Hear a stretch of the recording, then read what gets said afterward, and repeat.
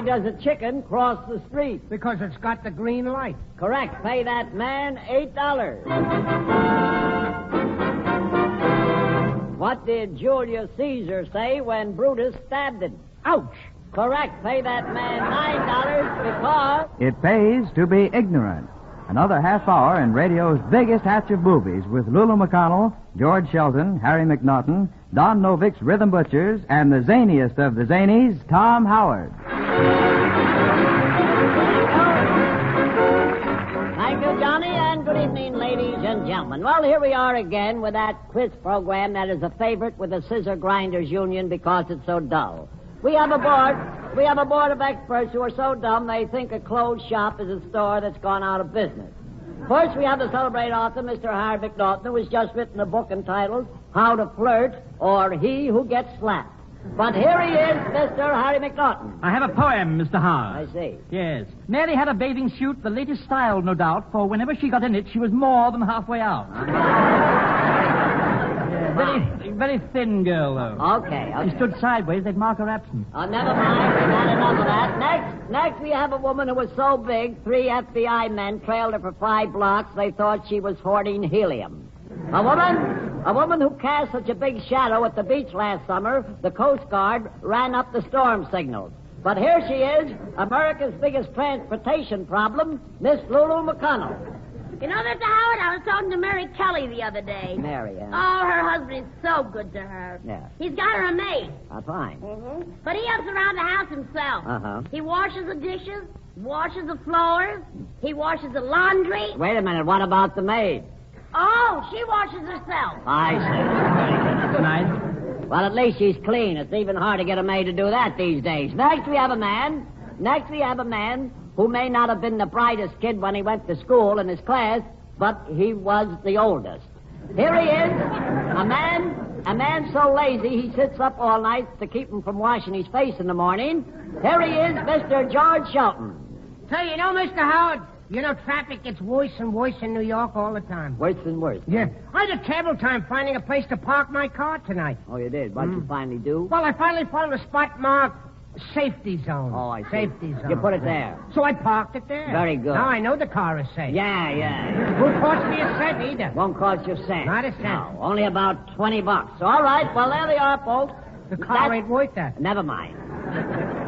That is our regular board of experts. With us this evening, we are pleased and honored to have a most distinguished author, actor, critic, and handyman, the popular Mr. Robert Benchley. Mr. Benchley.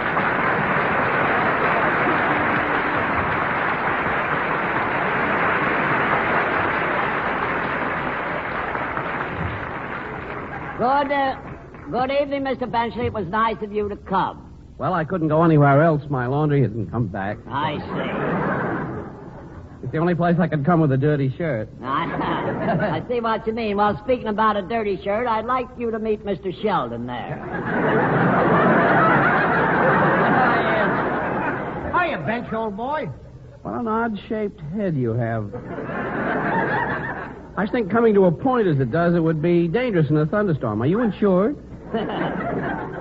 He's not only insured, he's insulated. I certainly am. I've never been so insulated in all my life. Now, wait a minute, please. I don't have to sit here and have you tolerate me. Look, you mean insulted. And Mr. Benchley, the lady sitting next to you in those 2 seats is Miss Lulu Mcconnell. Hello, Mr. Benchley. You mind if I call you Bob? Kind of chummy and cubby and stuff and things. Well, you can just call me Lulu. Am I likely to have occasion to call you? Isn't he sweet? Yeah. I like him already. All right, fine. And the gentleman on your left, Mr. Benchley, is Mr. McNaughton. Oh, how do you do? Pleasure, old boy, it's a pleasure. McNaughton. Oh, yeah, Roland Young told me about you. Rolly Young, yes, he was on the program last week. Yes. We got along swimmingly. Yes, you must have. Young said you were all wet. Now, just a minute before we start getting personal, let's get on with the questions. Here's the first one. Yes. I will read the first half of a very well-known axiom. I want you to complete it. Here it is. Now, pay attention. Never cross a bridge. Now finish that for me, will you please? Finish what, the bridge? No. Finish the old saying, never cross the bridge. I don't get it. No, all right, never mind. You never do. Haven't any of you heard of the old saying that begins with never cross the bridge? I heard the one a stitch in time saves 9. No, that's not the one. Besides, that's the whole saying. Oh. Mr. Benchley, what have you got to say about it? Well, I think it's fine. Oh, you do? You think what's fine? Well, I think a stitch in time saves 9 is fine. I see. Especially for people who go around saving stitches. Ah. Well, you know, they do come in handy sometimes. Huh? I don't like them. You don't like what? Stitches. Stitches. I had one on my side last Oh, week. wait a minute. Cut it out, please. Never mind. You haven't got a side. Now, let's get on here. What I mean, Mr. Benchley, what do you think of the saying that begins with never cross the bridge? I think it's silly. What's silly about it? Well, have you ever stopped to consider how difficult it would be to go through life never crossing bridges? I agree with you, Mr. Benchley. I agree with you, old boy. You're bound to come to a bridge sooner or later. Yeah, I know. But I mean, you say never cross it. Yeah. What must one do? I mean, just stand and stare at it? All right. Besides, he's right. Besides, supposing you don't cross the bridge, how are you going to get the other side of the river? I see. Without getting all wet. Well, of course, you could build a tunnel. No. That wouldn't be practical, would it? Oh, I No. don't know. Yes, that'd be all right. How about the Hollow Tunnel? The Holland Tunnel. Mr. Shelton, the Holland Tunnel only goes under the Hudson River, do you see? That's right. I mean, after all, what about the other rivers? Lots of other rivers. Don't suppose you carry... I don't really suppose you carry the Holland Tunnel around with you, do you? It'd be too bulky. No, that would be a little heavy. I don't get it. No, I should say not. I have an idea. Of course, you might try building a portable tunnel, you see? You know, one that you could sort of fold up, you see? And when you came to a bridge, unfold it, you know, just like a bridge table. Just like a bridge table. Mr. McNaughton, I wish you would fold up. Will you guys cut it out? You know what I think? I think a boat would be more practical. A boat? My word, you mean carry a boat around with you till you come to a bridge? Oh, Say, wait a minute. How about a barge? Wait a minute. Leave Miss McConnell out of it, will you, please? Sit down.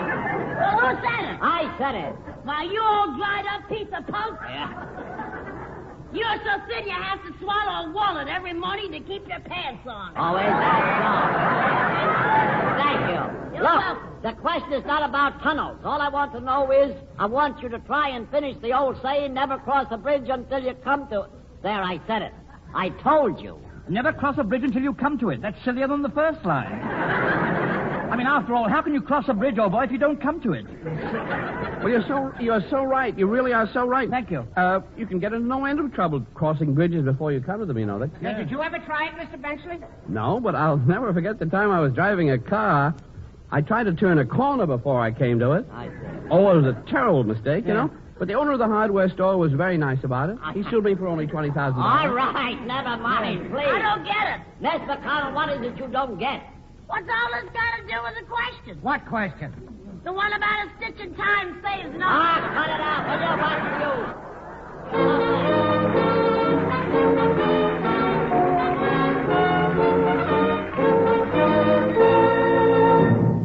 Mr. Howard, tell me something. Who are these two normal people sitting over here? Normal? Well, they're two people with heads. Oh, I see. Well, I see what you mean, Mr. Benchley. You see, this is the part of the program where we invite people from the audience. We have invited two people up from the audience to help us out. They can ask the experts a question. If they get an intelligent answer, we give them 1,000 shares of American Tell and Tell. If they don't, we just give them one of Miss McConnell's old discarded girdles. Who is the first contestant, Mr. Roberts? Our first contestant, Mr. Howard, is Private Nick Scarrow of the United States Infantry. Oh, that's right.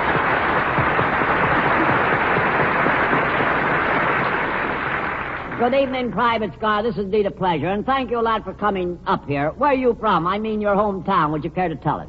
Rahway, New Jersey. Rahway, New Jersey. Well, you're right, quite at home here. Rahway, New Jersey. Well, waltz me around and call me Willie. Yeah. You know, I used to work. I used to work in that town. Mr. Yeah, Howard. you're having trouble with that left tonsil. Yeah, I was a surgeon in a bakery shop. You were a surgeon in a bakery shop? Yeah, I used to make the incisions in the jelly donuts. Look, please. Will you kindly pay a little attention to our guest here? Certainly, Mr. Howard. What was the question? What was the question? Mr. Sheldon, are you an imbecile? That's a good question. Who sent that in?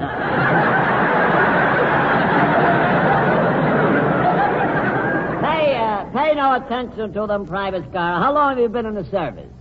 6 months, sir. Oh, 6 months. Fine. What did you do before you entered the service? I was a printer. A printer? Yes. Well, you're a good type for that. You were a printer and, Well, that's a setup. Never mind the setup. You know, I remember the time I was in the last war, yes. Well do I remember it. The sergeant said to me, remember your rifle is your best friend. Treat it tenderly, do you see? Just as you would your wife.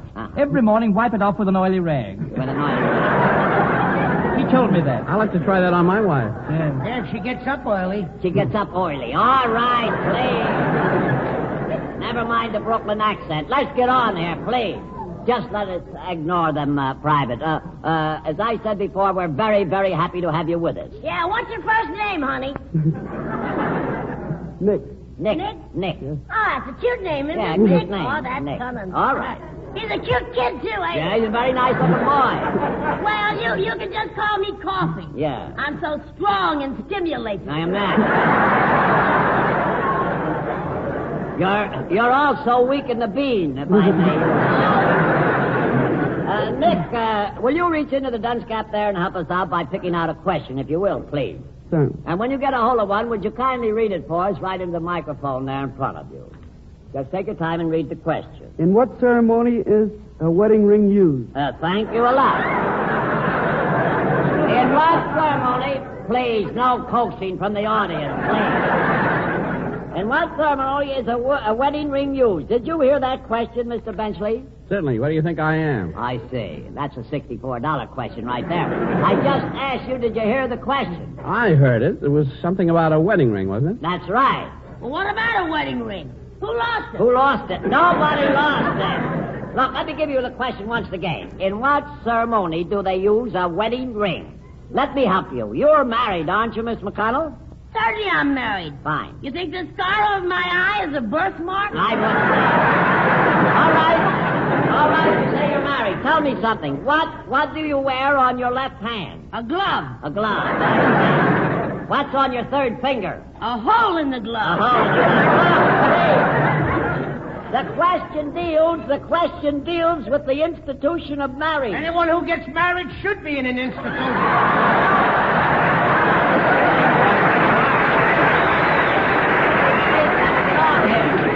I'll never forget when my old man was courting me. Yeah. He told me I was the most beautiful, sweetest, and most interesting girl he ever knew.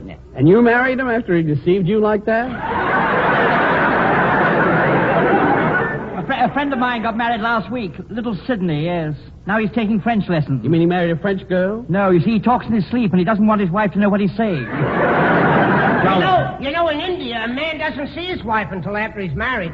Same thing in Brooklyn. Marriage is a wonderful thing. No family should be without it. No family should be. Can we please get on with the question? In what ceremony do they use a wedding ring? Look, when two people are getting married, what does the minister ask for? $2. $2. Mr. Benchley, when you got married, did they throw rice at you? Yes, but they made a pudding of it first. How did you meet your husband, Miss McConnell? Well, he walked into a pool room, and there I was. Where, in a pool room? Yes, I was playing pool with Mike Kelly. I say Kelly Poole, huh? Kelly Poole. Please. Kelly Poole. Love that man. I'll never forget the night my husband proposed to me if I lived to be 100. Well, you only have a few more weeks to go. He got out on one knee, rested his head on the curb. Wait a minute. Wait. Rested his head on the curb? Yeah, it was New Year's Eve. Yeah. That was as high as he could get his head. I'm not. Ain't this awful? I had an awful time before I married my old man. You had an awful time. Yep. What was the trouble? Well, I wouldn't marry him when he was drunk. Yeah. And he wouldn't marry me when he was sober.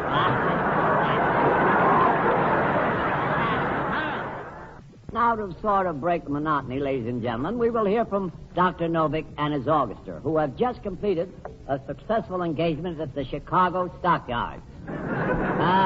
listen and get a whiff of this music. Dr. Novick. Well, they're off already. Should go back in the stockyards, too. That's what I like, Gilbert and Sullivan. Sounds like Hart, Schaffner, and Marx to me. Must suit you, huh?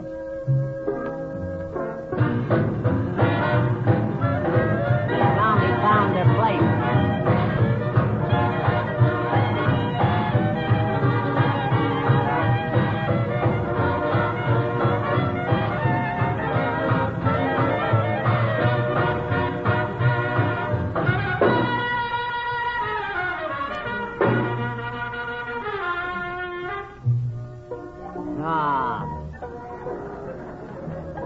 The spring song, and it's starting to winter.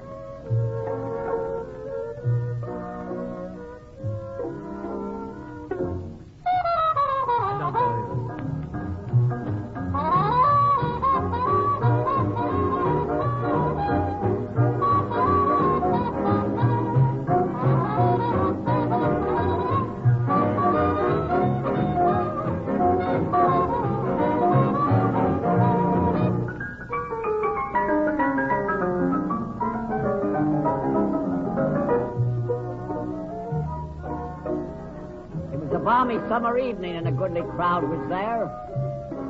That makes me feel like reciting now.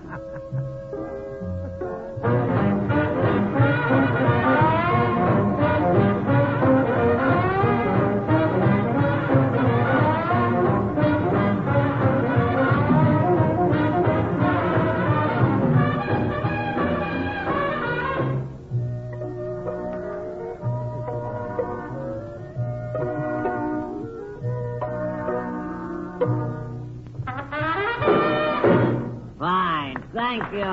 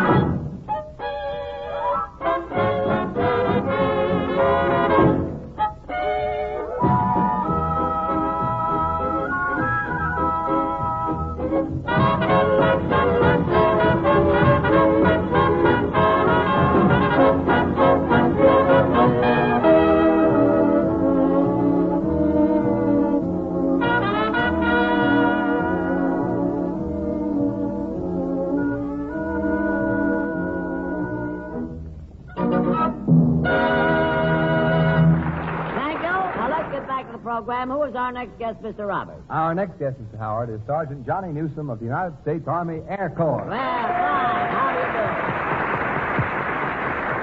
do? This is indeed a pleasure, Sergeant Newsome. We're very glad to have you with us, and thanks a lot for coming up. How do you feel? Fine, thank you. That's fine. You certainly do look it. Certainly it's a pleasure to have you here this evening. Oh, yes, how do you do? It's a pleasure having you in the evening. All right, all right. You look so charming, so sweet, so demure. All right. Mr. McNaughton, will you kindly draw in your fangs, please? Mr. McNaughton, you're quite a ladies' man. Rather, yeah, wherever I go, women scream. What do you use, mice? Pay no no attention to Miss Newsome. Where's your hometown? Would you care to tell us? Birmingham, Alabama. Birmingham, Alabama. Hooray. Nice hand for Birmingham. Fine. You know, Mr. Howard, she's the kind of a girl I'd like to take home to Mother. I see. If I could trust the old man. All right. Miss Newsome, may I ask, what is your work in the service? Well, I'm here recruiting women for the Women's Army Corps, Wainwright Company. Oh, for the Wainwright Company. That's right. Oh, yes, I read it. That is marvelous. Well, lots of success to you. You girls are certainly doing a great job. Girls are different since I was a boy. I remember I used to go courting my girl with a lantern. With a lantern? I always courted my wife in the dark. Yeah, look what you got.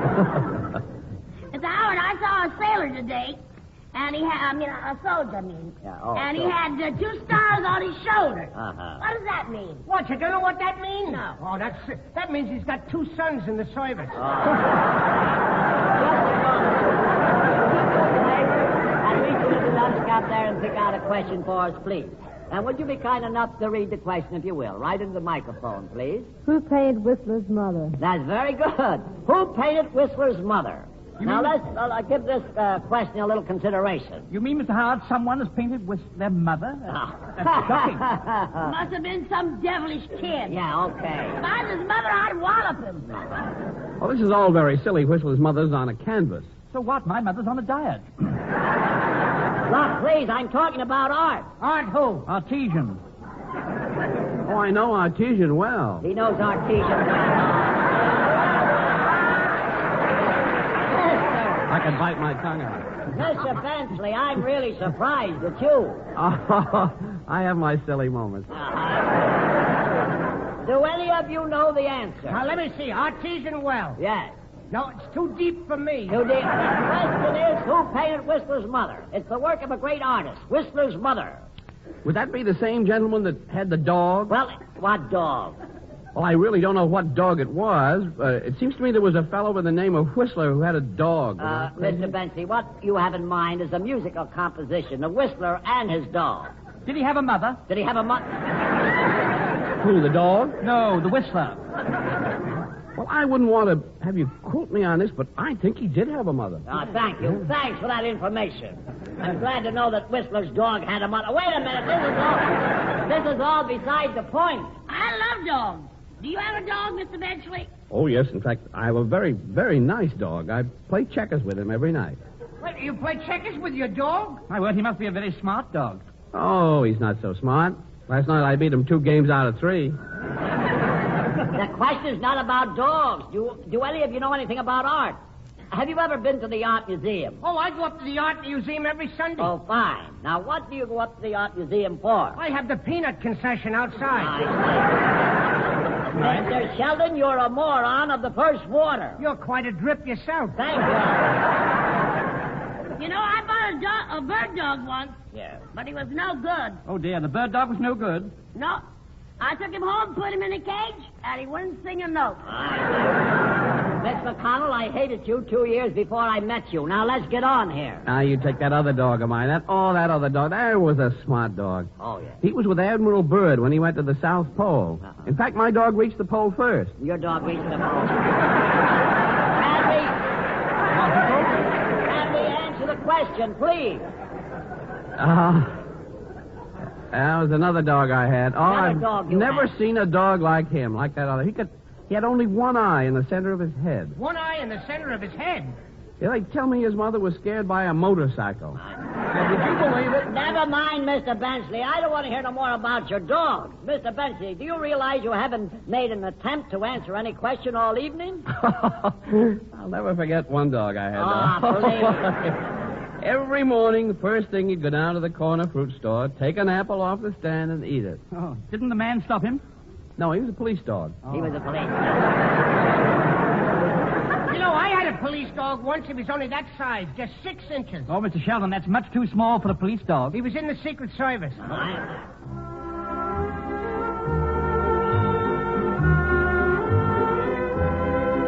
The Skater's Waltz. I've never heard it played like this before. No, nobody else did either. That music just carries me away. Wherever it carries you to, I hope it leaves you there.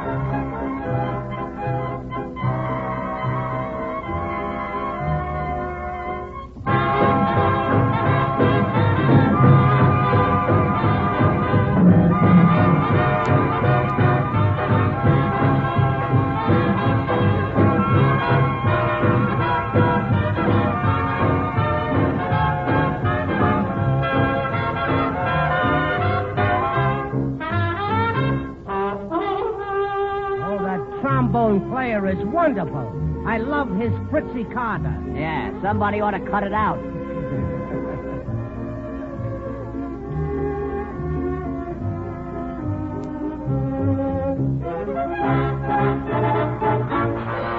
There's nothing the matter with your radio, folks. The drummer just dropped his bridge work. Take that off.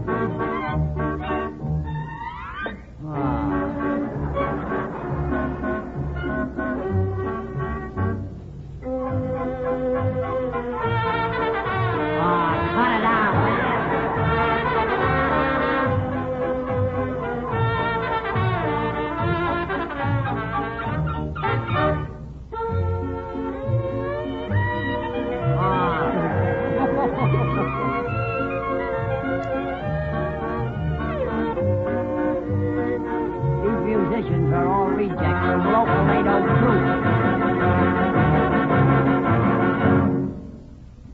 Thank you. Thank you, I says. All right, thanks. Thank you, Dr. Novik. Ladies and gentlemen. Please. Now, the old clock on the wall tells us it's time for me to thank our good friend, Mr. Benchley, for spending his valuable time here with us. It was fun having him, and thank you a lot, Robert Benchley. Oh, it was nothing at all, Mr. Howard. I was glad I was able to answer the questions for you. How do you like that? Mr. Benchley, would you like to have dinner with me tomorrow night? Why, Miss McConnell, I'd be delighted. Well, you just name the place, and I'll be there.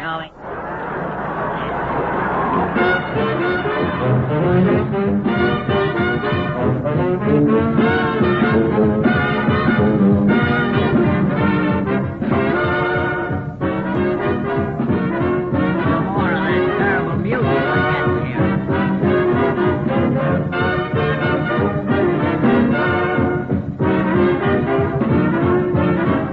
I wish our sponsors would spend a few more dollars and get a good orchestra. One day as I was walking down the avenue, I met a funny fellow with a funny point of view. Folks. He didn't have a brain cell working in his head, but he was very happy, and this is what he said. It pays to be ignorant, to be dumb, to be dense, to be ignorant. What do you think of that? He It stole pays the title of the show. to be ignorant just like me. How do you like that? It's best not to know too much. Be a dope, your IQ shouldn't show too much. Your brain shouldn't grow too much. Wait and see. I took my girl to dinner. We had a wonderful feast. They had to give my girl the check because I couldn't read. So you see it pays to be ignorant. Have no brain, be insane, just be ignorant. It pays to be ignorant just like me. This is the Armed Forces Radio Service. Ladies and gentlemen, this is not Frank Blank's orchestra.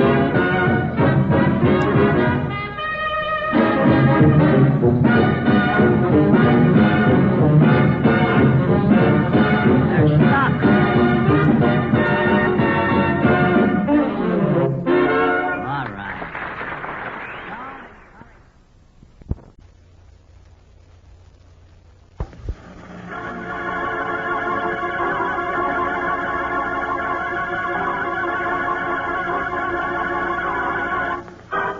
And now, stand by for Blackstone, the Magic Detective.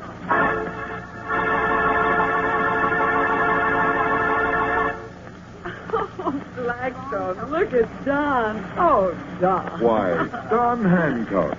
I don't see why you should all go into fits. But you in a derby, Don. It's too wonderful.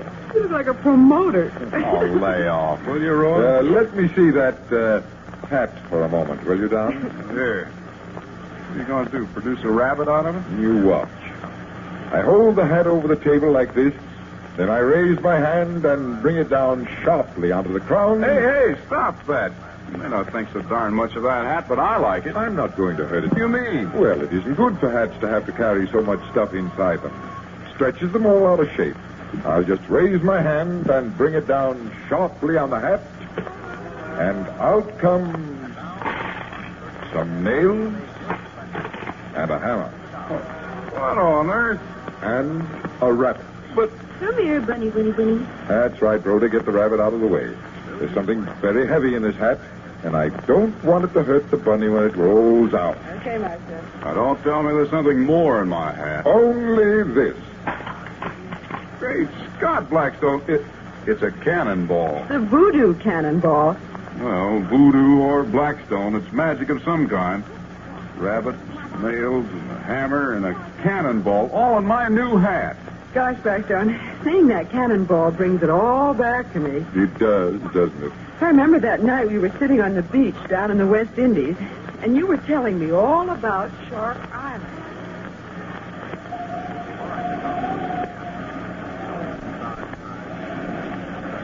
There it is, Rhoda. Shark Island. I've heard so much about it ever since we came down here, but I've never known anyone who's actually been out there. We're going out there tomorrow. It's not good for anyone to go to Island of the Shark. Oh, You startled us, Mr. Tavares. We didn't hear you come up. We of the West Indies have learned of necessity to walk silently. The dead do not like to be disturbed by footfalls. ooh, that sounds spooky. Well, what was it you were saying about Shark Island? No one goes there. It does not belong to humans, but to the gods and to the dead. Oh, come now, Tavares. Have you never heard the legend of the shark goddess? Oh, what is it? I love old legends.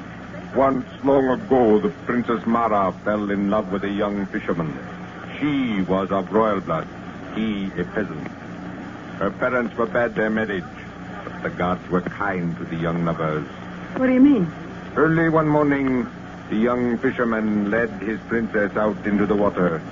They swam out into the rising sun, there in the east toward Shark Island. Suddenly, cutting the water like a hunting knife, there was the fin of a man-eating shark. A sudden spurt of blood coloring the water crimson as the sky at sunrise. Then, nothing. The shark killed him? The shark ended their mortal life, yes. But they live now on the Shark Island. They are happy and harm no one when they are left alone. How long ago did this happen?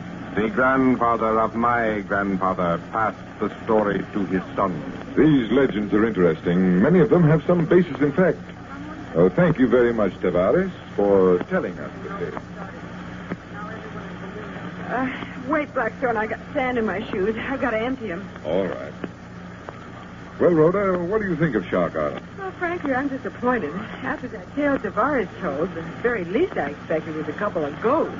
We walked all over the place and haven't seen anything but beautiful scenery. Well, we'll walk a little while longer, and then go back to the hotel. You ready? Yep. Hey, listen. I don't hear anything. It sounds like somebody chanting. Oh, your imagination's running away with you. Wait. Look over there. Why, it looks like the entrance to a cave, partially covered with sand. Do you suppose that's where our star-crossed lovers have been hiding? Could be. Rhoda, that sand is freshly packed. See over there? Mm-hmm. There are marks where it was dug away and piled around the entrance. Come on. Let's explore. Now do you hear that chanting, Blackstone, or am I crazy? I hear it. Oh, hey, it's the Shark Princess Mara. And how do you know my name, oh stranger? What? Go. Go from here. Go now before it is too late. I do not like visitors on my island. Go. Now, look here. We're not hurting anyone. We're just looking round, that's all. In a little while, we're going back. Ah, you are to go now. I'm awfully sorry, but we have to wait until my boat with my men get here. You can hardly expect us to swim back. You are bringing others here. Why, yes. From here, I will return with my sharks. Well, for heaven's sake. What do you make of her, Blackstone? Downright antisocial, I'd say. Hurry, Rhoda. Time to discuss her later. Let's go into the cave. Come this way. If we dodge around here, we won't have to shovel the sand away. Oh, look, Blackstone. Whole cannons and cannonballs. This must have been the hideout of an old pirate gang. Looks like it. Oh, and this barrel. I'll bet it's treasure. That's why they don't want people visiting here. That's treasure of a different sort, Rhoda. It's gunpowder. Oh, well, don't run your hands through it, Blackstone. It'll explode. No, it won't. Wait here for a minute, will you, Rhoda? I'm going out and signal for a boat to come out. Okay, boss. Pirate Den. Boy, this is exciting. There you are. Oh!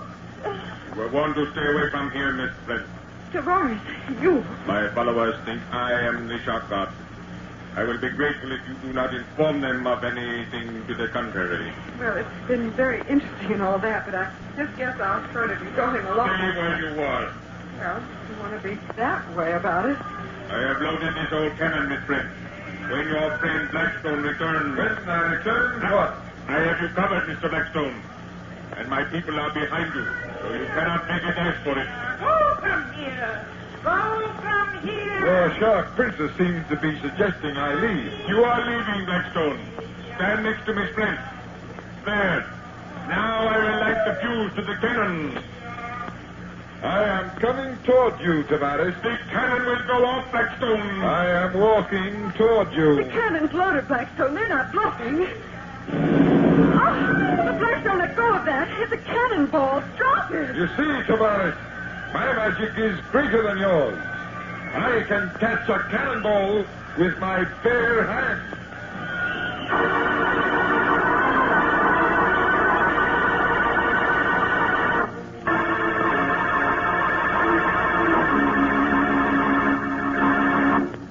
Well, for the love of Pete, how'd you ever do that?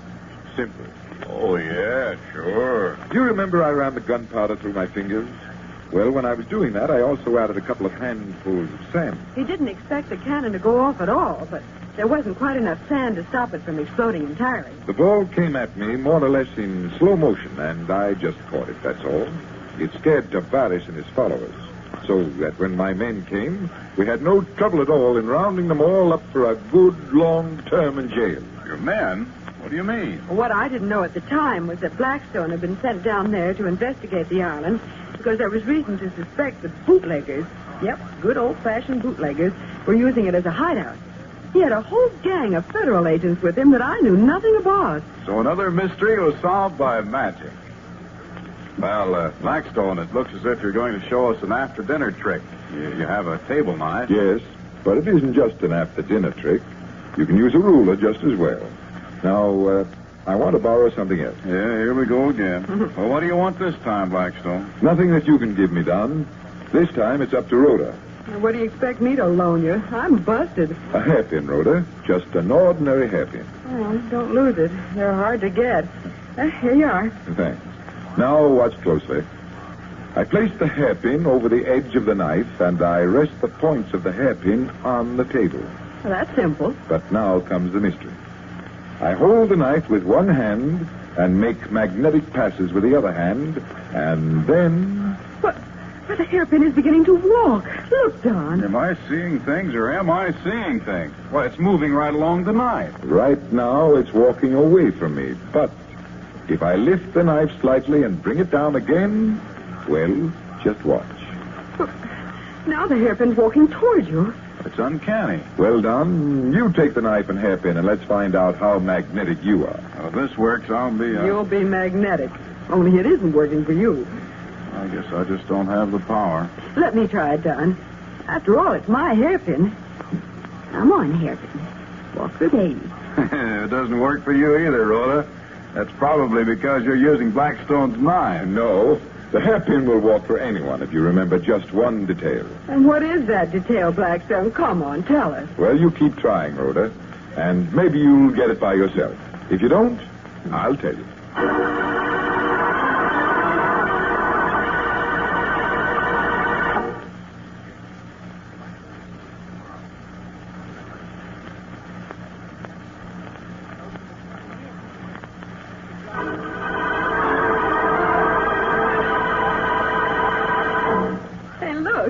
Started the hairpin walking. Good work, Rhoda.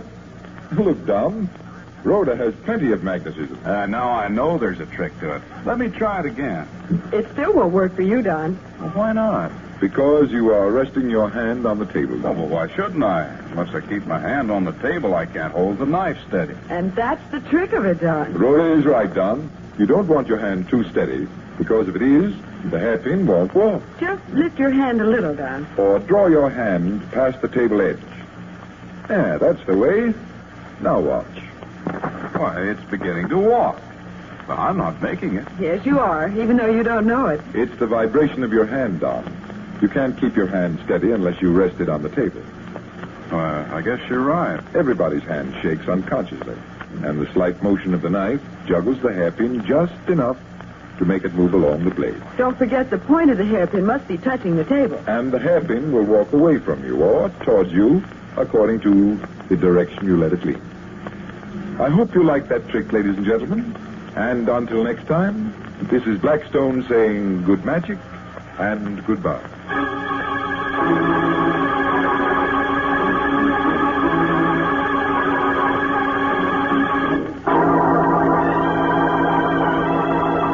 Next time, when the world's greatest living magician, Blackstone, tells us the story of 4 Keys to Crime and explains more tricks that you yourself can perform. Listen in again to Blackstone, the world's greatest living magician.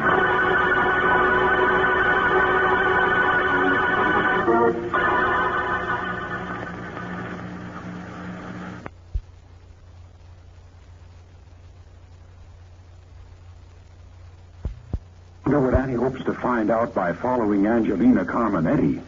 It certainly is thrilling. And say, wasn't that exciting news we heard last time about Orphan Annie's new identification bureau?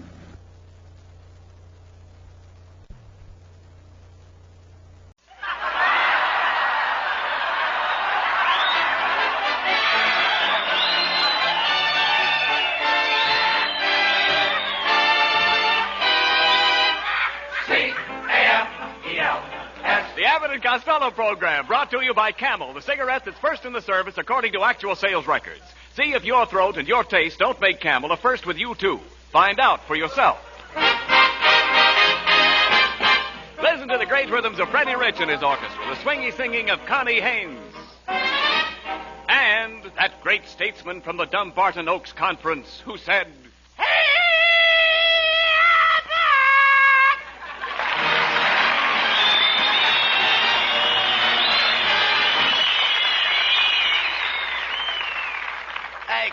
Costello, come here a minute. Come here, will you please? What's all the excitement about?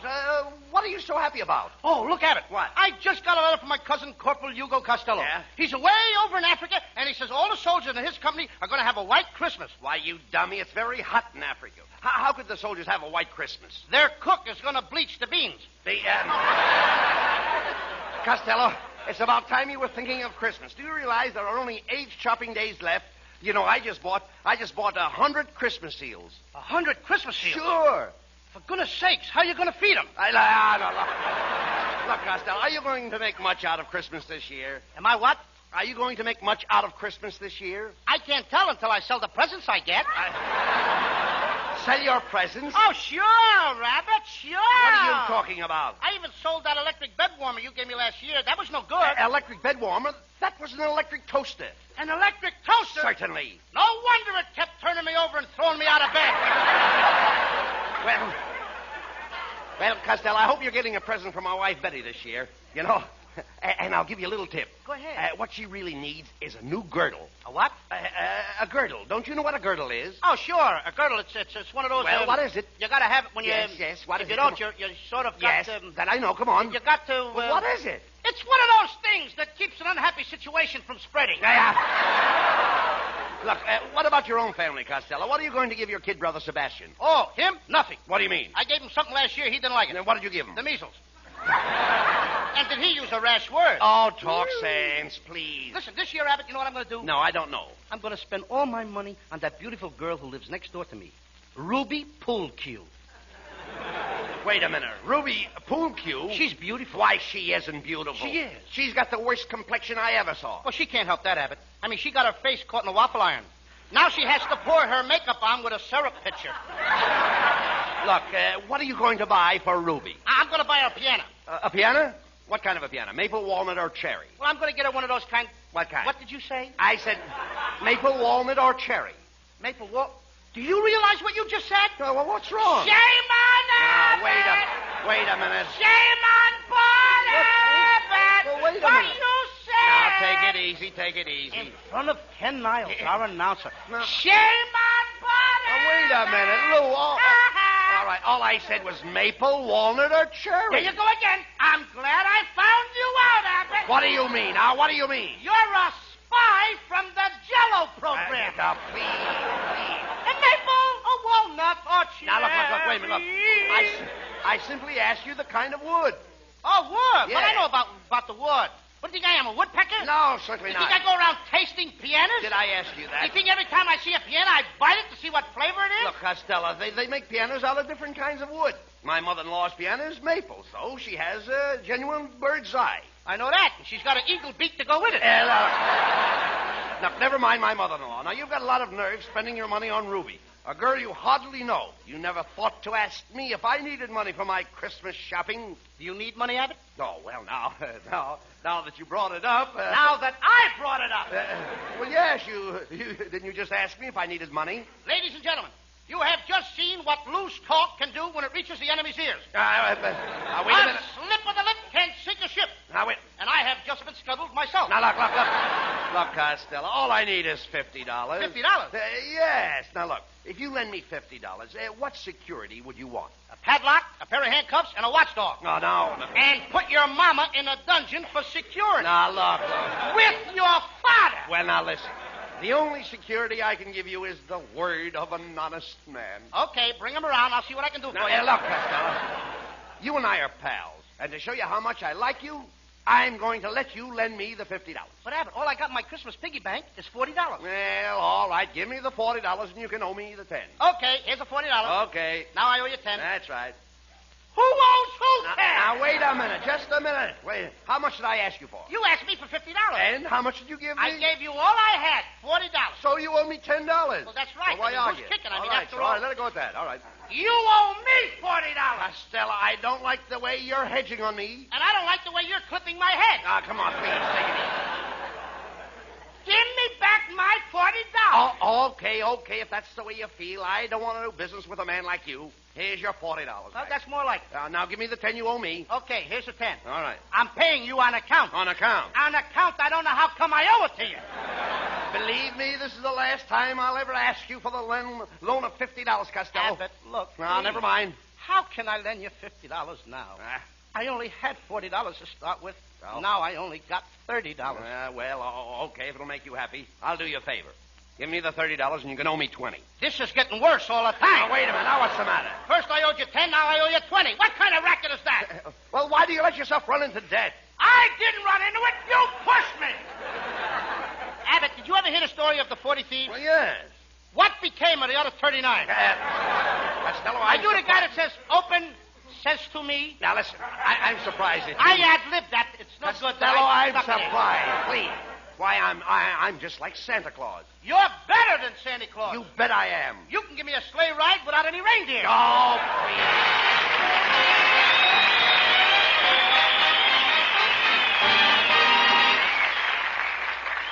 You know, it's never very easy to get serious after an hilarious to-do with Bud and Lou.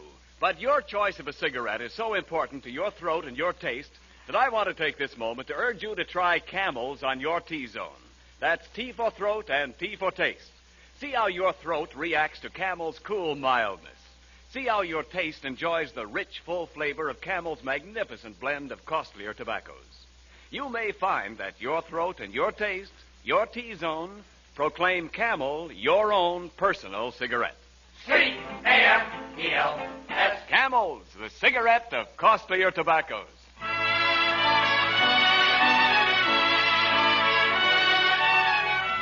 Here's lovely Connie Haynes with her Christmas Shopper Special. So grab your bundles, everybody, and let's all take a ride on the trot.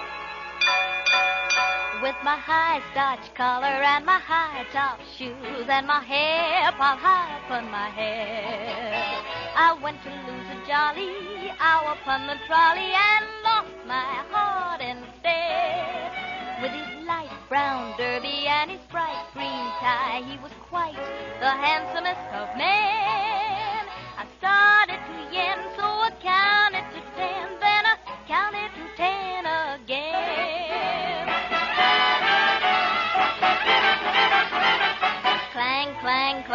went the trolley. Ding, ding, ding went the bell. Zing, zing, zing went my heartstrings. For the moment I saw him, I fell. Chug, chug, chug went the motor. Bump, bump, bump went the brake. Thump, thump, thump went my heartstrings. When he smiled, I could feel the car shake. He tipped his hat and took a seat. He said he hoped he hadn't stepped upon my feet. He asked my name, I held my breath. I couldn't speak because he scared me half to death. Buzz, buzz, buzz went the buzzer. Plop, plop, plop went the wheel.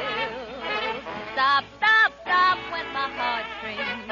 As he started to leave, I took hold of his sleeve with my hand. And as if it were planned, he stayed on with me. And it was grand just to stand with his hand holding mine to the end of the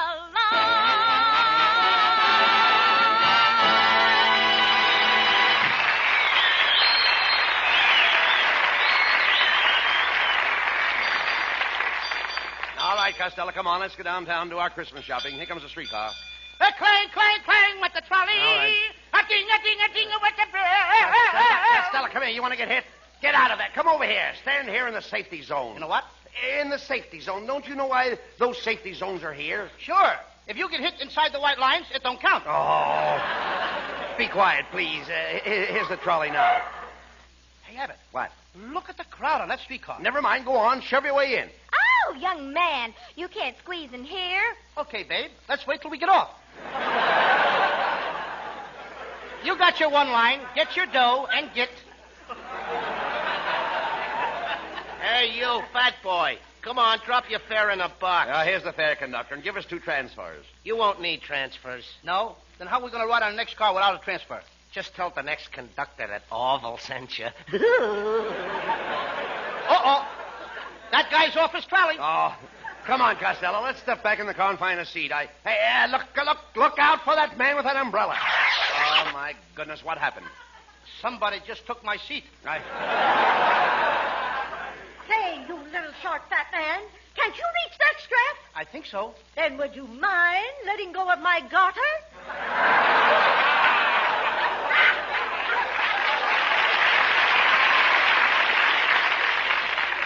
They shouldn't let these tall people on streetcars. You shouldn't bring me on these crowded streetcars, Abbott. My Uncle Artie Stebbins got his eye hurt in this crowded streetcar. Got his eye hurt? Yep. He had his eye on a seat, and the fat lady came along and sat on it. All right, look, stop this nonsense. Here, the car's stopping. Here, let's get off. We're far enough downtown anyway. Okay, come on, get off. Okay, don't push. I'm not pushing. Get off. Hey, Abbott, look. What? There's a pet shop. I think I'll go in and get my mother a squirrel for Christmas. She needs a squirrel to help her do housework. Oh, how could a squirrel help her with the housework? Well, she can tie his tail up and let him run between the Venetian blinds. Don't be silly. Let's go in here to Bingle's department store. Hey, Abbott. What? Look who's standing there with a carnation in his buttonhole. Hey, it's your kid brother, Sebastian. Come here, Sebastian. What are you doing in Bingle's department store? I'm a handyman, Uncle Bud, and today I'm working as a floor walker. How can you be a floor walker? You're too little. Well, they need a little guy like me. You see, when the people block up the aisles, I bite them on the leg and keep moving. Costello, your kid brother has no business in this store. He should be in school. I ain't going to go to school no more, Uncle Bud. School is nothing but a racket. School is a racket? Yep. The kids do all the work, and the teachers get paid for it. Anyway, I had a fight with my teacher. A fight? Yeah, this morning I held up my hand, and the teacher said, Sebastian, do you want to leave the room? And what did you say? I said, you don't think I'm standing here hitchhiking, do you? Now, look.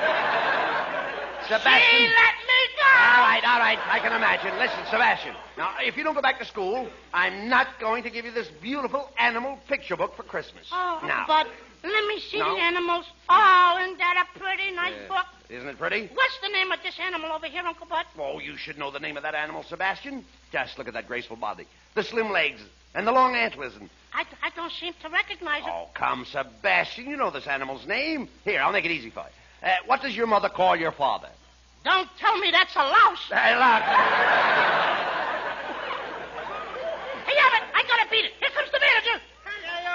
Grundy. As a manager, I'm dandy.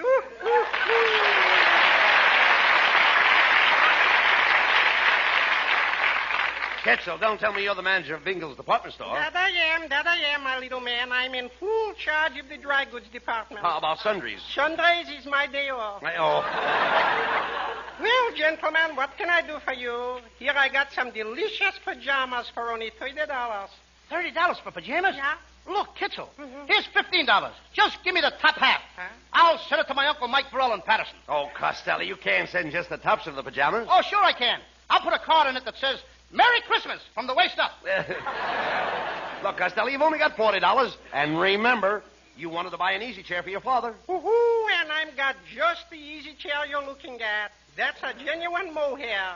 The seat is covered with mohair, the back is covered with mohair, and it's got a footstool also covered with mohair. Everything is covered with mohair. Yeah. I'll bet Mo hasn't got a hair left in his head. Mo hasn't got a... That's a slick one. So is Mo's head.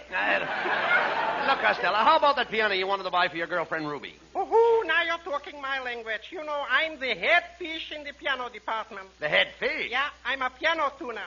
All right. Don't worry. You know, today I got a special on a slightly used player piano with 3 dozen piano rolls. Oh, I bought a bunch of those music rolls last week. And I papered my bedroom walls with them. And boy, were they noisy. Noisy? Yeah, every time I sneezed, the walls played, Milkman, keep those bottles quiet.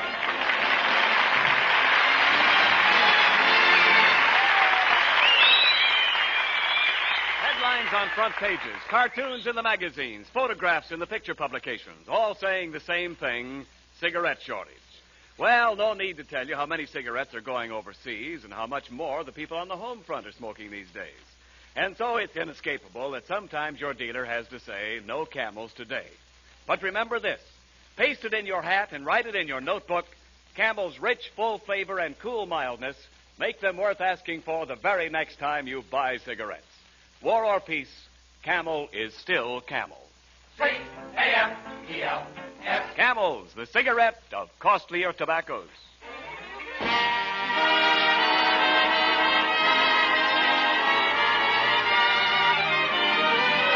While Abbott and Costello are shopping for an old-fashioned Christmas, Freddie Rich plays an old-fashioned song, Whispering.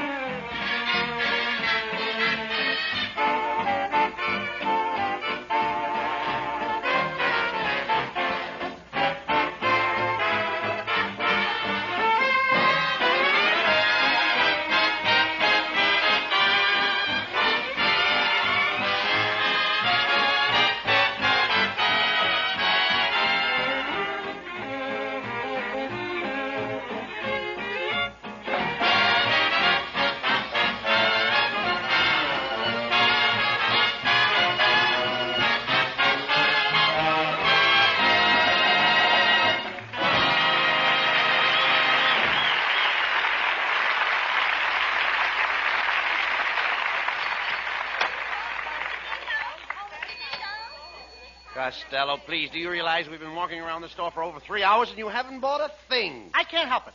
I can't find a piano I like, and I don't know what else to give my girl. Well, why don't you buy Miss Poolcue a diamond ring and get it over with? I can't. I bought her a beautiful diamond ring last year. It was a beautiful 12-carat stone. Yeah? What a sparkler. It scares me every time she wears it. Are you afraid she'll lose it? No, but if she ever drops it, she'll have 7 years bad luck. Look, don't be silly, Costello. Say, have you noticed how bright and happy and cheerful all the shoppers are? They should be. Have you noticed all that? Swell. Look at that gaiety. Yeah. They're all full of the spirit of Yuletide. Yeah, the Yuletide is all... Yuletide! Yuletide? Yuletide. You mean Yuletide. Yuletide what? No. But speaking of mules, hey, here's the shoe department. Now, that gives me a very, very bright idea. Why don't you buy your girlfriend a pair of mules? A pair of what? What do you say to a pair of mules? I say, whoa, or get out. I mean, if he's stubborn, I whip him. Costello, look, I'm talking about I get a jockey like Bailey, I put him on and whip him good. All right, I'll get him in. Will you listen to me, please? I'm talking about a pair of bedroom mules. Oh, what? Bedroom mules. Bedroom mules? Yes. My wife has all kinds of mules in her bedroom. Red mules, green mules. She even has a pair of checkered mules. Abbott, did you see all these different colored mules with your own eyes? Why, certainly why not? I see them every night. In fact, I saw them this morning. All the colored mules? Every one of them. Let me smell your breath. There you are. Oh, behave. Look, you dummy. Doesn't your mother have mules in her bedroom? No, my father's very particular. Look. When your mother gets up in the morning, what does she put on her feet? Corn plaster. That's the... Oh, no. Please, Lou. She must have some kind of mules. Look, there are two kinds of mules, silk and felt. Felt? Yes. Hasn't your mother felt mules? No, sir. She never touches any kind of animal. Oh, come.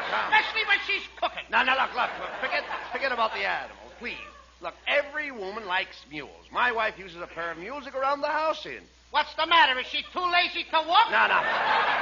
Look, when she gets up in the morning, she always slips on her mule. It's her own fault. Why don't she keep them out in the backyard? Right, listen. My wife needs her mules to keep her feet warm. You mean you all sleep in the same bed? Sleep in the same bed? My wife keeps her mules under the bed. For goodness sakes, don't the Board of Health complain? Oh, look, let's skip the whole thing. Here I am trying to help you with your Christmas shopping, and what do I get? A lot of idiotic talk. Oh, pardon me, gentlemen. Is there anything I can do for you? We carry a full line of cosmetics, rouge, powder, lipstick, face cream, and cleansing tissue. Cleansing what? Tissue.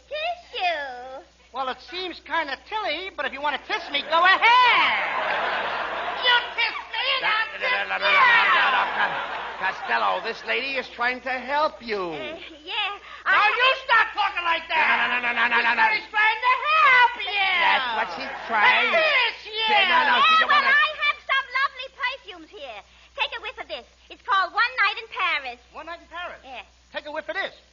My goodness, what is that? 5 days at the racetrack. Costello, look, let me handle this, please. Look, madam, my friend here is a little confused. He doesn't know what to get his girl for Christmas. Oh, well, maybe I can help. I wish you would, please. Yeah. What kind of a complexion does your girlfriend have? Is she fair, dark, or medium? She's speckled. Speckled? Do you mean she has a complexion of an olive? Yes, ma'am. Pits and all. Well, from your description of the girl, I imagine she could use one of our facial kits. One of your what? The lady wants to sell you a kit. What I want to buy a kit for? I'm going to get married and have kits of my own. Oh, no. You see, you don't understand. This is a beauty kit with full instructions. All your girlfriend has to do is apply some of this lotion. Then she covers her face with the white of an egg, some sour cream, and a keg of yeast. Oh, she did that once. Yeah, what happened? The next morning, she broke out in biscuits. Kiss you. Get the kisser on. Never mind, quiet. Never mind, no remarks, Costello, please. You silly boy, you tickle me. Oh, here we go again. You tickle me first. No. Yeah, but you kiss her. I will not, please. Where did I leave off? Costello, look, if you don't buy something pretty soon, I'm going to walk out and leave you.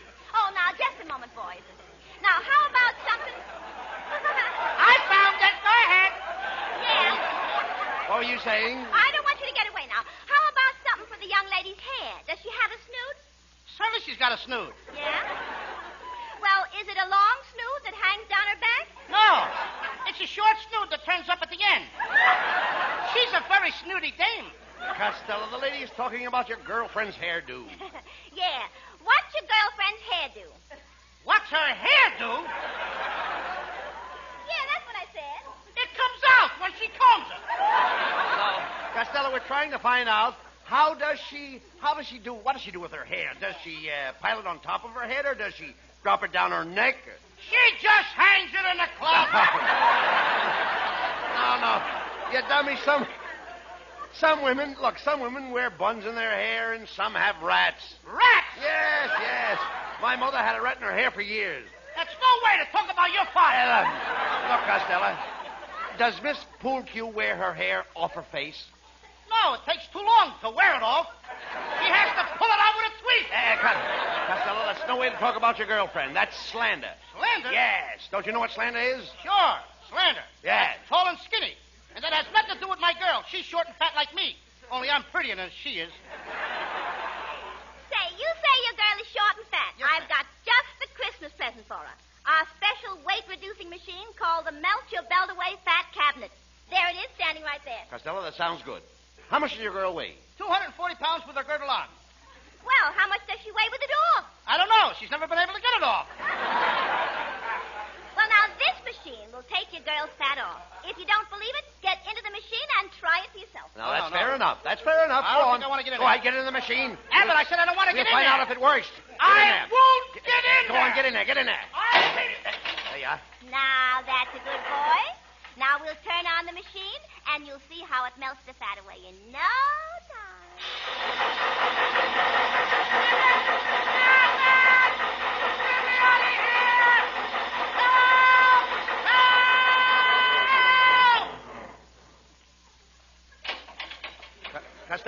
Costello, where are you?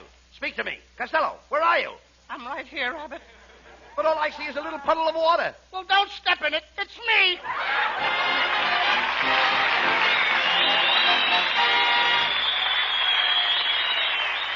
Abbott and Costello will be back in just a moment. Thanks to the Yanks of the Week.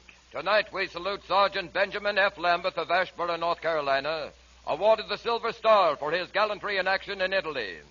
In one mission, he is credited with killing 25 Nazis, wounding 5 more, and scattering the rest in confusion.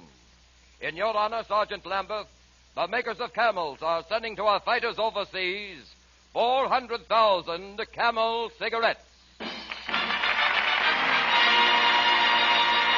Each of the 3 Camel radio shows honors the Yank of the Week by sending free 400,000 Camel cigarettes overseas. A total of more than 1 million Camels sent free each week. In this country, the Camel caravans traveling from camp to camp have thanked audiences of more than 4 million Yanks with free shows and free Camels. Camel broadcasts go out to the United States 3 times a week, are rebroadcast to our men overseas and to South America. Listen tomorrow to Jimmy Durante and Gary Moore, Monday to Bob Hawke in Thanks to the Yanks, and next Thursday to Abbott and Costello. And now, here are Bud and Lou with the final word. Well, Costello, you bought presents for everybody. I hope you're very, very happy. Abbott, I could be a lot happier. Oh, if I was only a nurse. A nurse? That's right. What would you do if you were a nurse? You know, Abbott, I read in the paper today that there's an urgent need for more Army nurses. Oh, yes, I know about that. And do you know, Lou, that any nurse who enters the Army Nurse Corps now will enter with the rank of second lieutenant, and there is ample opportunity for advancement. You know, I hope that all the nurses that are listening in tonight will join the Army Nurse Corps and give their country the best Christmas present of all. Yes, girls, write immediately to the Surgeon General, United States Army, Washington, D.C., or call at your nearest Red Cross chapter. Good night, folks. Good night, everybody. Good night, everybody. And I hope Commander Halsell feels much better. Good night to everybody in Patterson.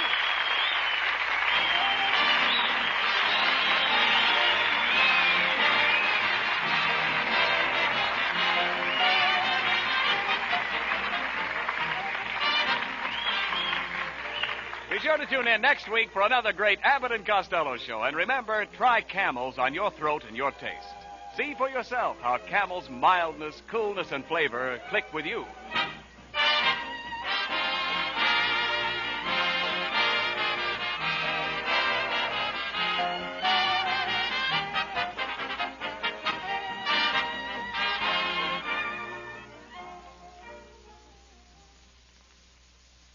Here's a Christmas gift that will bring the man who gets it a lot of pleasure long after Christmas is over. a generous pound or half-pound package of Prince Albert's smoking tobacco with the bright holiday band. Every time he packs and lights his favorite pipe with this favorite tobacco, he will think of your thoughtfulness. His taste will thank you for the full, rich, yet mild flavor. His tongue will thank you for Prince Albert's gentleness due to the no-bite treatment. Another thing men like about Prince Albert is the crimp cut, which guarantees perfect packing, smooth drawing, and even burning right down to the last puff. You really make a pipe smoker's Christmas merry when you give him Prince Albert tobacco.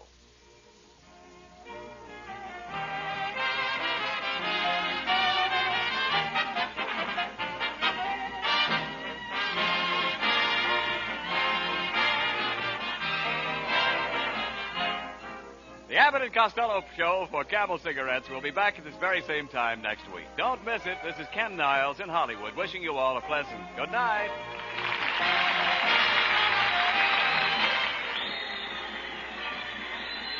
This is the National Broadcasting Company. As these problems are not solved, so long as ignorance and poverty remain on earth, these words cannot be useless. These are the words which preface the fifth of 7 broadcasts based on Victor Hugo's great novel, Les Miserables. WOR and the Mutual Network present Orson Welles, distinguished young author, actor, and director, in an adaptation of the book which he has created especially for radio. Each episode portrays some development in the progress of Jean Valjean, a role played by Orson Welles, who is also heard as he reads the narrative passages. Les Miserables, Part 5. The episode which is called The Grave. Hold! Hold! Hold! Hold! Who goes there? Police Lieutenant on special duty for Inspector Javert. Any news of Jean Valjean? Have you caught him? Caught him. We thought we'd caught him. Just look. Bright moonlight. 24 of us. A whole street full of police. A blind alley and Javert himself. And would you believe it, Lieutenant? He got away. I'll bet Javert's boiling. Where is he now? Out in the field with the first squad. Javert swears he'll find him if it takes every policeman in Paris. He hates that man so much it frightens you. There's something between those two that's worse than hate. Whatever it was, it happened years ago, when Javert was an inspector in some town in the south, and this Jean Valjean was the mayor. Valjean, the mayor? Oh, yes. Made his fortune in business, he did. And still has the money somewhere, hidden away. He called himself Monsieur Madeleine in those days. But you can't Javert. Javert found him to the galley ship. The double chain. Valjean, get out of that. I mark you, Lieutenant. This time... Yes. Javert. Yes. Criminal woman Jean Valjean, when he was mayor. But where did they go? Look about for know what's beyond those walls. Oh, what does a man could climb those things are not understood. There's an end to it. And if I know Jean, he won't be... If I go on hunting him...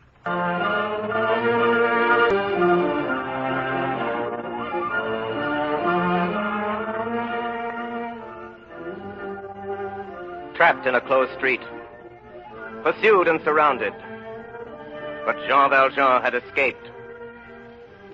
Javert had found him out in his hiding place and chased him that night across the city of Paris till he came to this blind alley.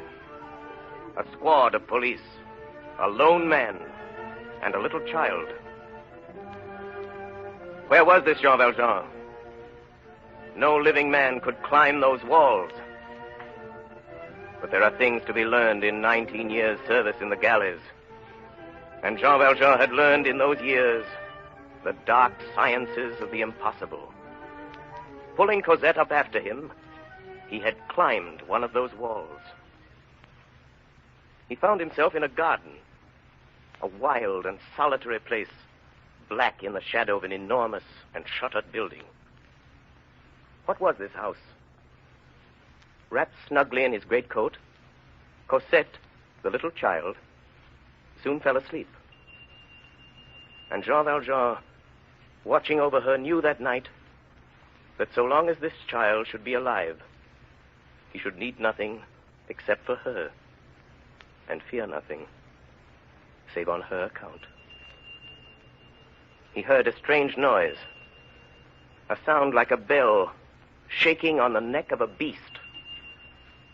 There was something in the garden, something limping in the darkness, and like a man.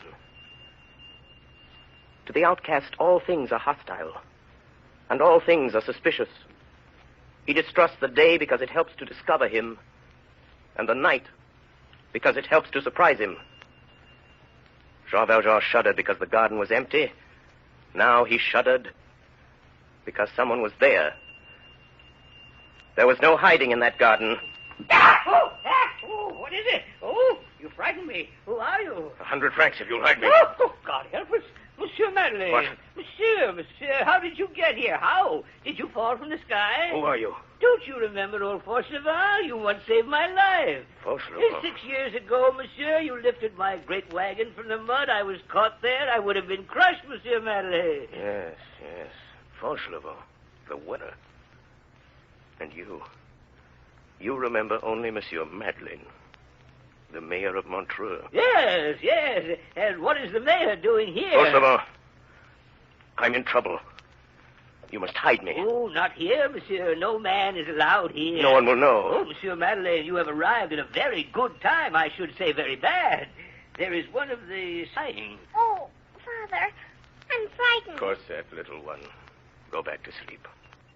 There's nothing to be afraid of. Monsieur, why do you wear that bell on your knee? They put it on me, my child, so they know when I'm coming. Fauchelevent, what is this place? Oh, don't you know, Monsieur Madeleine? You sent me here. It was your recommendation that got me the job as gardener, monsieur. It's a convent. A convent? Yes, monsieur, the convent of the Perpetual Adoration, and a young ladies' school. But how did you get here? Old friend, let it go that I fell from the sky. Well, I believe it, monsieur. You don't need to tell me. I believe it. God must have taken you into his own hand to have a close look at you and then put you down. Only he meant to put you in a monastery, and he made a mistake. Listen. The nun is dead. Oh, Father. Shush. Cosette. What is that bell? It is the death knell, monsieur. That bell will strike every minute for 24 hours until the body goes out of the church. You hear it? It's like I told you, a stroke every minute. It is the rule of the convent. Fauchelevent, what do you do here? I am the gardener, monsieur. A gardener? Of course. Fauchelevent, I'm in danger. Oh. Will you save my... Job, Monsieur Madeleine? Get Monsieur Madeleine. Have a job. I must stay here. See me. Don't save us. Little girl. Into the school. He is your brother. The Reverend Mother might, but there is one thing. You see, Monsieur. The mother got into the garden, and monsieur, I won't. You can't enter the convent from here, monsieur, from the street. No. No other way, and here's the difficulty. The porter, not me, unlocks the gates. In order for you to come in, it is necessary that you should get out. For me, you have fallen from heaven because I know you. But for the nuns, you must come in at the door. I see. For the child, it would be easy. I have my door, which opens to the court. I knock, the porter opens. I have my basket on my back. The little girl is inside. I go out. It's all very simple, monsieur. Very simple, Monsieur Madeleine, except for you. Well, can't you smuggle me out some way? Like Cosette? Undercover? It's not possible, monsieur. Oh!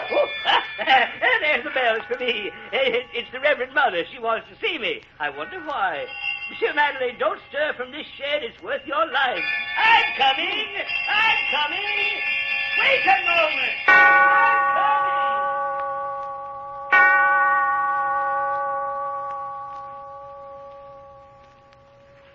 Reverend Mother, you sent for me? Reverend Mother? At 8:45 in the morning, and at all hours, praise and adoration to the most holy sacrament of the altar. Monsieur Fauchelevent, I have called you. I am here, Reverend Mother. I wish to speak to you. And for my part, I have nothing to say to the Most Reverend Mother, but something. You have a communication you wish to make to me. Reverend Mother, I am not young. No, monsieur? No, Reverend Mother. And I have also a brother who is not young. Indeed, monsieur. Not young. And not old. An excellent gardener, honest and respectable, and the father of a little girl who would be reared under God in this house and may someday be a nun. Monsieur Fauchelevent, can you, between now and night, procure an iron bar? For what work? To be used as a lever. Oh, yes, Reverend Mother. And may I say further that I have served here in the convent too long with this bell on my knee not to have an excellent brother. Monsieur Fauchelevent, we have confidence in you. You know that a mother died here this morning. Yes, Reverend Mother, amen. It is Mother Crucifixion, one of the blessed. Yes, Reverend Mother, and now she's dead. At 9 o'clock in the morning, and at all hours, praise and adoration to the most holy sacrament of the altar. Amen. Mother Crucifixion will be buried in the coffin in which she slept for 20 years. Yes, I will nail her up then, and we'll put aside the undertaker's coffin. The 4 Mother choristers will help you. What, to nail up the coffin? I don't need them. No, to let it down. Where? Under the altar. Oh, the vault under the altar? We must obey the dead. To be buried in the vault under the altar of the chapel, not go into ground, to remain in death where she prayed in life. That was the last request of Mother Fiction. She asked for it. But it's forbidden. Forbidden by men, enjoined by God. If it should come to be known. We have confidence in you. But Reverend Mother is the agent of the Health Commission. God subordinated to the Commissary of Police. Such is the case. Is it settled? It is settled, but I limp. I need help. To limp is not a crime, and it may be a blessing. Monsieur Fauchelevent, side with you. Tomorrow, bring your and his daughter all at her to the school. In the morning and at all hours, adoration to the most altar.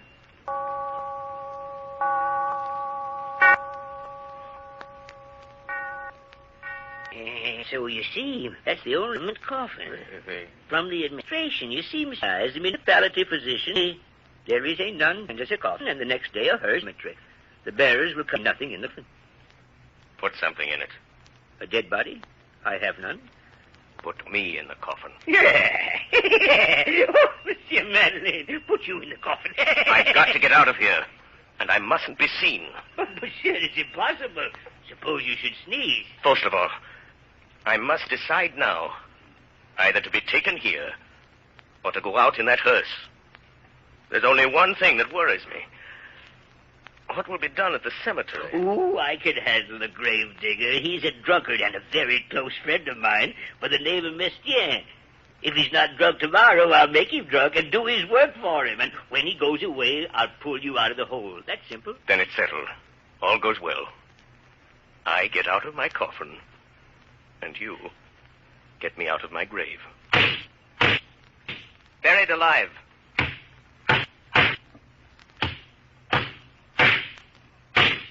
Jean Valjean had arranged his coffin so he could live in it and breathe. A very little. He was calm. He counted on that drunken gravedigger, old Fauchelevent's friend, the gravedigger Mestienne. The plans were perfect. They would take him in the coffin to the priests would read. Then Fauchelevent would return, and he would enter the result. Before exhaled a kind. It was as if something of the Jean Valjean.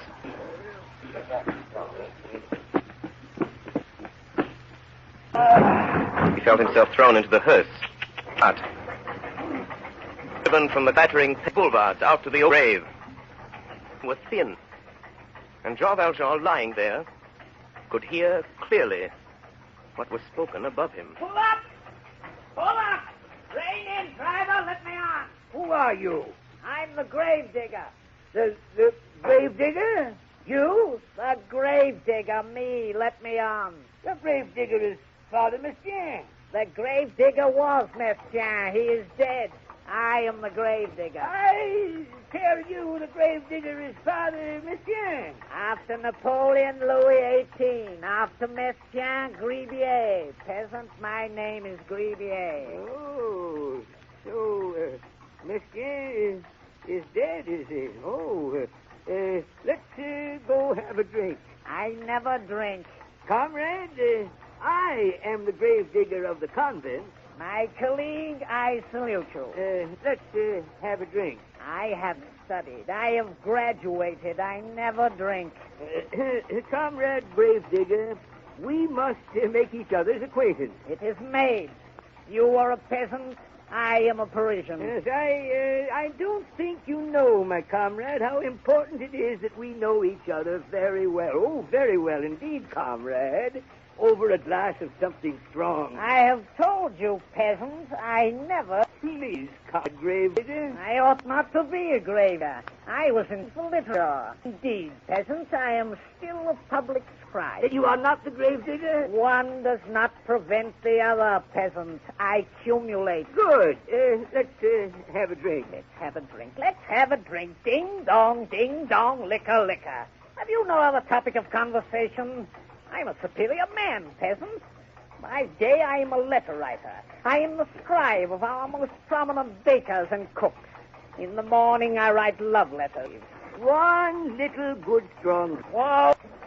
Here's the good priest to the performance of the last rites. Oh, fresh gray. Hand with the top. Every word. Play what was spoken above it.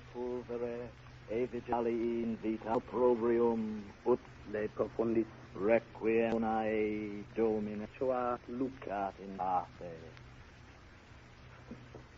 Above his head, over his face, it was earth. Earth from a spade. 4 inches from his face. They were burying him.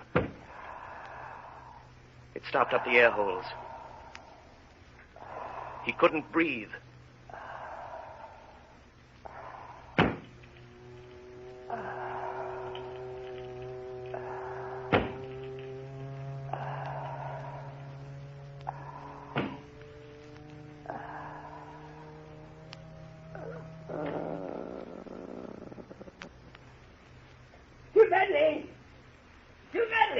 I sent him away.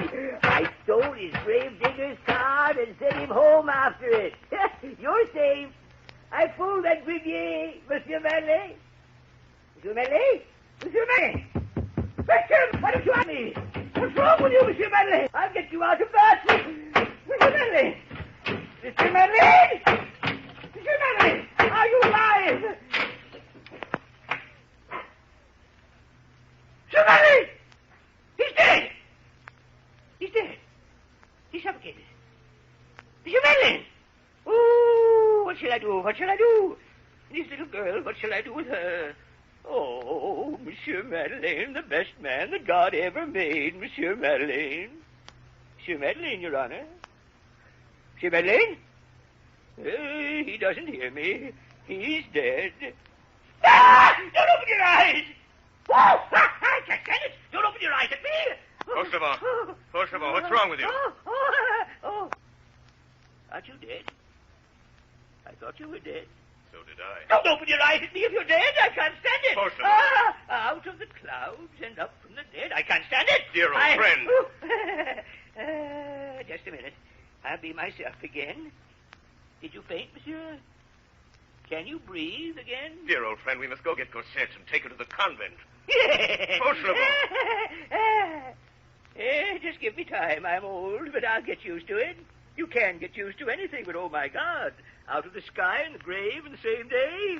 Down from the cloud and up from the dead. Oh, my God, I can't stand it. I can't stand it.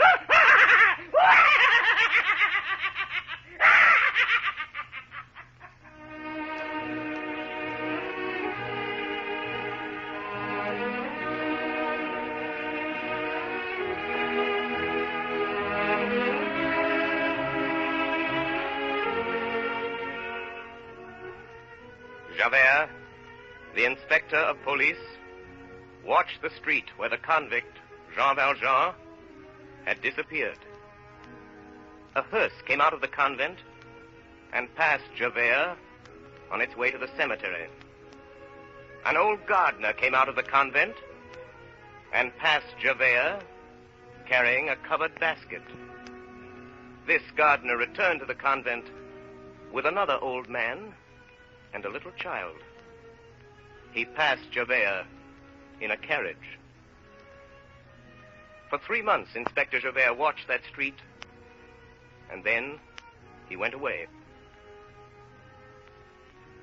In the convent, all was peace. The community was grateful for the services of its gardener. His niece was admitted to the school, and his brother was given a post as his assistant. So all went well for Jean Valjean. The years passed by. Cosette growing up in the school.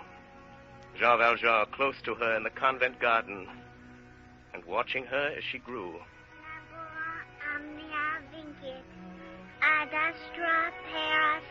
And so she grew. No neget Marius, Jaculis nec arcu nec venenatis, gravidas agitis, usque peretra. When Cosette was 14, Jean Valjean withdrew her from the convent school. He took a little house for her in the outskirts of the city, and they lived there together, very quietly. Perhaps the police had forgotten Jean Valjean. Perhaps Javert had stopped watching.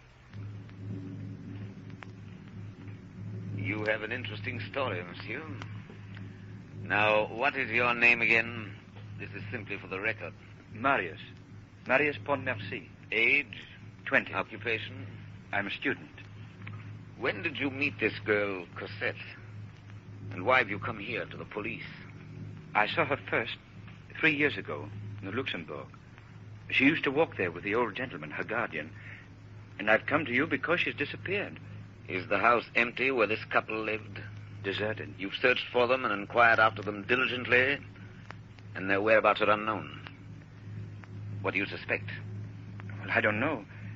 The old gentleman was eccentric. Explain yourself. Well, he kept strangely to himself. He never left the house except at nightfall. It was almost as though, well, as though he were hiding from someone. And the girl, Cosette? She is quiet, monsieur, but very beautiful. I see. When you last saw this Cosette, did she speak to you of anything untoward? Can you remember any circumstance which struck you as peculiar? Yes, monsieur. The old gentleman seemed frightened. Frightened of what? Well, I can't explain it, monsieur. There was a man Cosette had seen, or thought she'd seen, standing on the edge of the garden.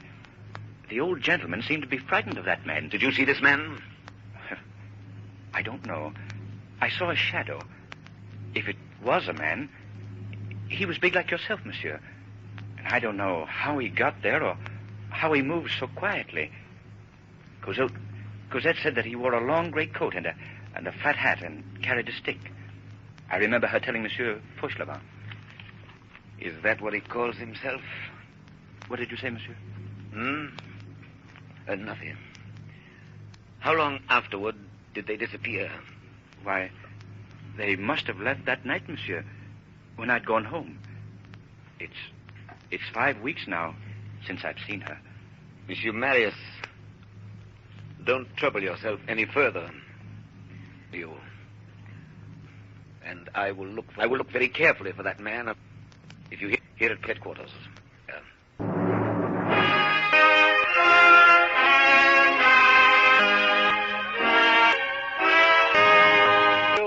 And the Mutual 5 of Victor Hugo. The episode which was saved. Actor and director Valjean. Assisting as Javert, Will Johnstone as Marius, Peggy Allenby, Virginia Wells, Estelle Levy, Hiram Sherman, and Everett Sloan. Next Friday evening at 9:30 o'clock, Eastern Daylight Saving Time, we shall present Les Miserables in its 6th phase, the episode which is called The Barricade.